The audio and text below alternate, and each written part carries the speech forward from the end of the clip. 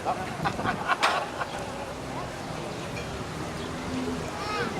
this mic come out of the stand? Honey, something crank this sound up. You can pull it out. Is the sound cranked up this high? Get from the back. This is better, right? Yeah. Okay. All right, now How close do we need to get? Is this good? You're good. Yeah. Right up to it. My name is Gilda Ward, for those of you who don't know me. And I'm going to read a little bit of the Declaration of Independence, not the whole thing, because I know it's very long. But in your mind, I'd like you to picture the scene in 1776 as the signers of the Declaration of Independence were sitting, deliberating on writing this document. It was hot, not like today. Hot day.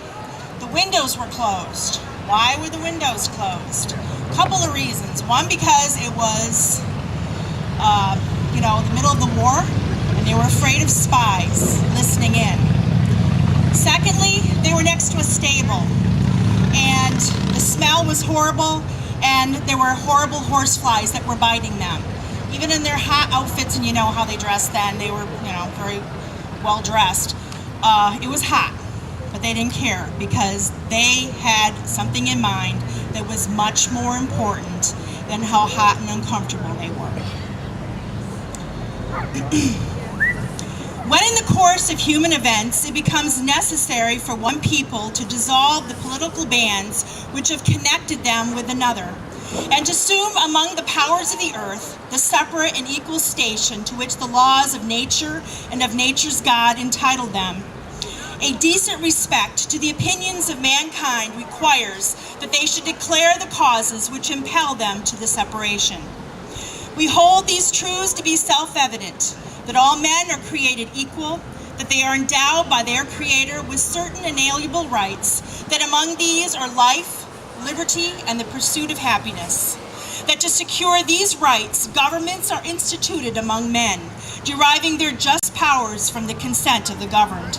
That whenever any form of government becomes destructive of these ends, it is the right of the people to alter or to abolish it, and to institute new government, laying its foundation on such principles and organizing its powers in such form as to them shall seem most likely to affect their safety and happiness.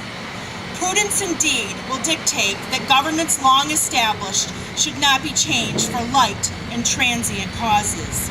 And accordingly all experience hath shown that mankind are more disposed to suffer while evils are sufferable than to right themselves by abolishing the forms to which they are accustomed.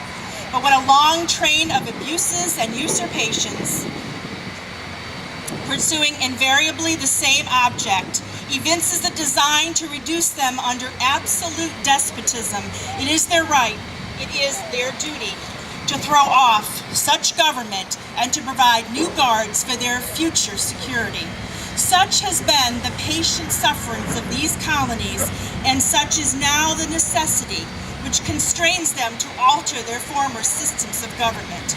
The history of the present King of Great Britain is a history of repeated injuries and usurpations, all having in direct object the establishment of an absolute tyranny over these states. To prove this, let the facts be submitted to a candid world.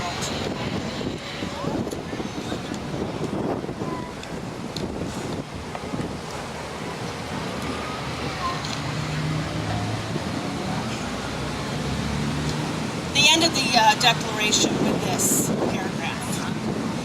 We therefore, the representatives of the United States of America and General Congress, assembled, appealing to the Supreme Judge of the world for the rectitude of our intentions, do, in the name and by authority of the good people of these colonies, solemnly publish and declare that these united colonies are, and of right ought to be, free and independent states, that they are absolved from all allegiance to the British Crown, and that all political connection between them and the state of Great Britain is and ought to be totally dissolved. That as free and independent states, they have full power to levy war, conclude peace, contract alliances, establish commerce, and to do all other acts and things which independent states may of right do, and for the support of this declaration, with a firm reliance on the protection of divine providence, we mutually pledge to each other our lives, our fortunes, and our sacred honor. 56 men signed the Declaration of Independence that day, knowing that their lives were in jeopardy. Some of them lost their lives, their fortunes, and their families. One of those gentlemen that signed that day was Samuel Huntington, Governor of Connecticut, my relative. Thank you.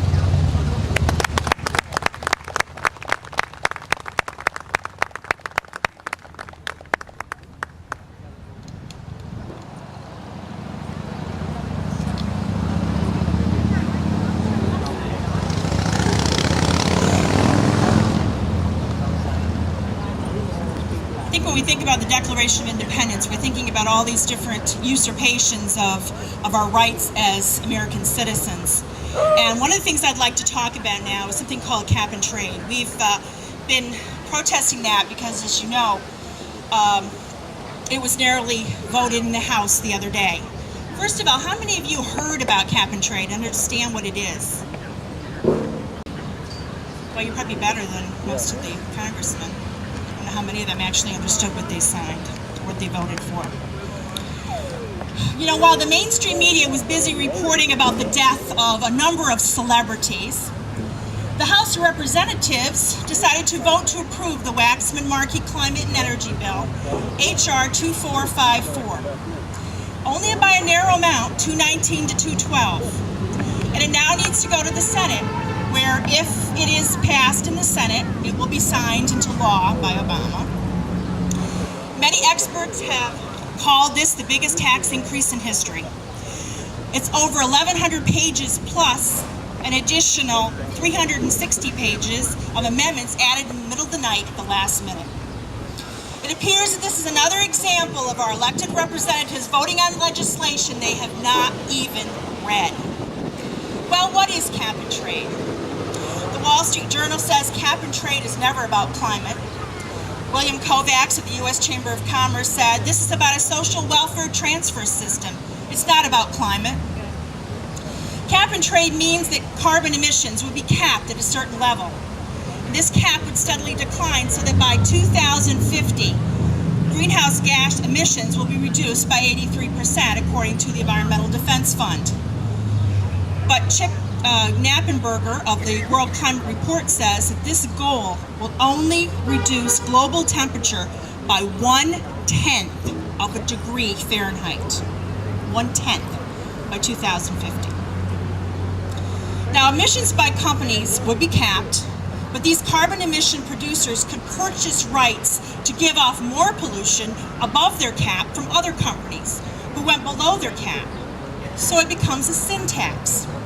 The cost would be passed on to consumers. The carbon emission producers who go above their capped amount of pollution could also still pollute the greater amount if they could choose to fund an offset. For example, let's say an energy producer was using coal-fired plants that emit more gases than allowed. It could purchase further emission rights from another company that did not meet its cap, or a broker that has bought up carbon credits, like China, and then pass that cost along to its customers. Or it could pay for something called an offset. For example, pay to support a Brazilian rainforest for a year.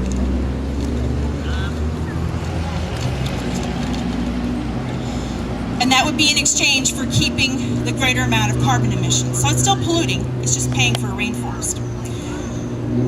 And of course, it has to pay to do that. And guess who gets that cost passed to them? You're right, the consumers, business and industry.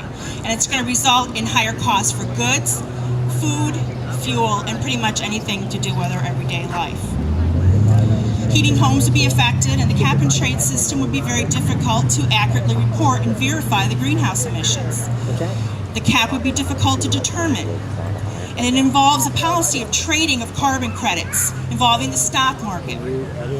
Cap and trade requires a complicated market that's very poorly understood.